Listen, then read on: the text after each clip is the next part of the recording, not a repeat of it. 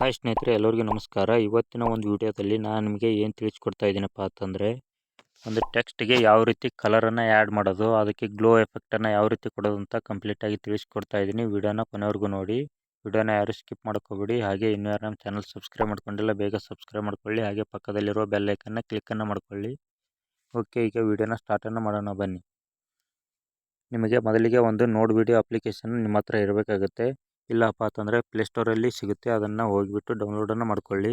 ಡೌನ್ಲೋಡನ್ನು ಮಾಡ್ಕೊಂಡ ನಂತರ ಅದನ್ನು ಓಪನ್ನ ಮಾಡ್ಕೋಬೇಕಾಗುತ್ತೆ. ಓಪನ್ನ ಮಾಡ್ಕೊಂಡ ನಂತರ ಇಲ್ಲಿ ಮೊದಲಿಗೆ ನ್ಯೂ ಅಂತ ಒಂದು ಆಪ್ಷನ್ ಕಾಣ್ತಾ ಇದೆ ನೋಡಿ, ಅದರ ಮೇಲೆ ಕ್ಲಿಕ್ಕನ್ನು ಮಾಡ್ಕೋಬೇಕಾಗುತ್ತೆ.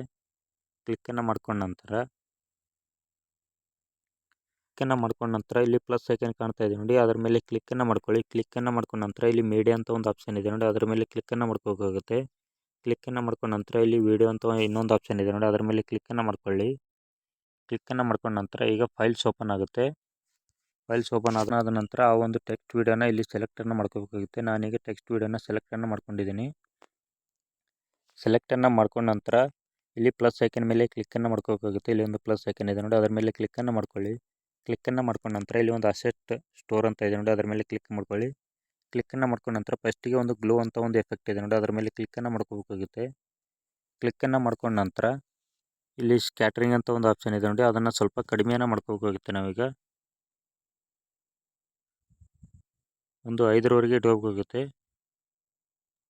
5ರವರೆಗೂ ಇಟ್ಕೊಂಡ ನಂತರ ಇದನ್ನು ಓಕೆನ ಕೊಟ್ಕೊಳ್ಳಿ. ಈಗ ಕೊಟ್ಕೊಂಡ ನಂತರ ಕೆಳಗಡೆ ಇಂಟೆನ್ಸಿಟಿ ಅಂತ ಇದೆ ನೋಡಿ, ಅದನ್ನು ಸ್ವಲ್ಪ 2ವರೆಗೂ ಇಟ್ಕೋಬೇಕಾಗುತ್ತೆ. 2.00 ಅಂತ ಟೈಪ್ ಮಾಡಿಕೊಂಡು ಓಕೆ ಅಂತ ಕೊಟ್ಟೋಗಬೇಕಾಗುತ್ತೆ.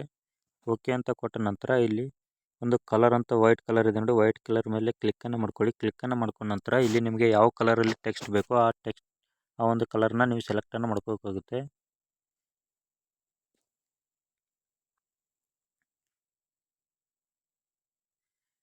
ಈಗ ರೆಡ್ ಕಲರ್ನ ಸೆಲೆಕ್ಟನ್ನು ಮಾಡ್ಕೋತಾ ಇದ್ದೀನಿ. ಸೆಲೆಕ್ಟನ್ನು ಮಾಡ್ಕೊಂಡ ನಂತರ ಓಕೆ ಅಂತ ಕೊಡಿ. ಓಕೆ ಅಂತ ಕೊಟ್ಟ ನಂತರ ಈಗ ಟೆಕ್ಸ್ಟ್ ಗ್ಲೋಯಿಂಗ್ ಕಾಣ್ತಾ ಇದೆ ನೋಡಿ, ಟೆಕ್ಸ್ಟ್ ಕಲರ್ಫುಲ್ ಆಗಿದೆ ನೋಡಿ. ಈಗ ಯಾವ ರೀತಿ ಎಕ್ಸ್ಪೋರ್ಟ್ ಮಾಡೋದಪ್ಪ ಅಂದರೆ, ಇಲ್ಲಿ ಸೈಡಲ್ಲಿ ಒಂದು ಎಕ್ಸ್ಪೋರ್ಟ್ ಆಪ್ಷನ್ ಇದೆ ನೋಡಿ, ಅದರ ಮೇಲೆ ಕ್ಲಿಕ್ಕನ್ನು ಮಾಡ್ಕೊಂಡ ನಂತರ ಇಲ್ಲಿ ಗ್ರೀನ್ ಪ್ಲೇ ಬಟನ್ ಇದೆ ನೋಡಿ, ಅದರ ಮೇಲೆ ಕ್ಲಿಕ್ಕನ್ನು ಮಾಡ್ಕೊಳ್ಳಿ. ಕ್ಲಿಕ್ಕನ್ನು ಮಾಡ್ಕೊಂಡ ನಂತರ ಈ ಒಂದು ವಿಡಿಯೋ ಕಂಪ್ಲೀಟಾಗಿ ಎಕ್ಸ್ಪೋರ್ಟ್ ಆಗುತ್ತೆ. ಎಕ್ಸ್ಪೋರ್ಟ್ ಆದ ನಂತರ ಗ್ಯಾಲರಿಗೆ ಹೋಗಿ ಸೇವ್ ಆಗುತ್ತೆ.